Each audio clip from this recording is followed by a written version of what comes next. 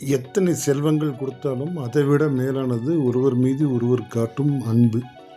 அன்புக்கு இணை எதுவும் இருக்க முடியாது. அன்பினால் கிட்டும் பயன் என்ன?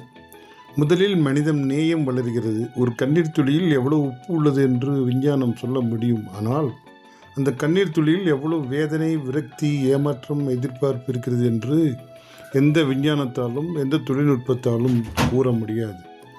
மனிதன் உணர்வுகளை மனித நேயம் படைத்தவர்கள் மட்டுமே உணர முடியும். மற்றவர்கள் மீது அன்பு செலுத்தி அவர்களை மகிழ்வித்து நாமும் மகிழ்வோம். ஒரு அற்புதமான கவிதை படித்தது உண்டு. காற்று தென்றலாக வரும்போது அது பூக்களின் தலையை சீவி விடுகிறது. அதுவே புயலாக வரும்போது பூக்களின் தலையை சீவி விடுகிறது.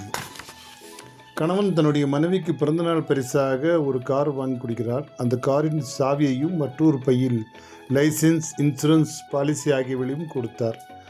மனைவிக்கு எல்லையில்லா மகிழ்ச்சி. குழந்தைகளை அழைத்து கொண்டு காரில் வெளியும் செல்லும் வழியில் ஒரு கல்லில் கார் மோதிவிட்டது. அவர்களுக்கு எதுவும் ஆகவில்லை. ஆனால் கார் சிறிது நேரம் சேதமடைந்து விட்டது.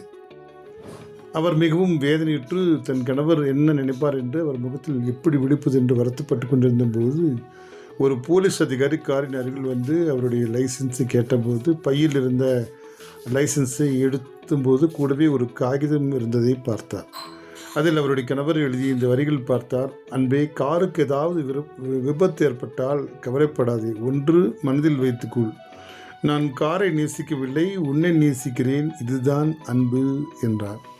வெற்றியை விரும்புகிறவர்கள் செலவில்லாத ஒன்றை தாராளமாக கொடுக்கலாம், நட்பையும் அன்பையும் என்கிறார் ஒரு தத்துவியலாளர்.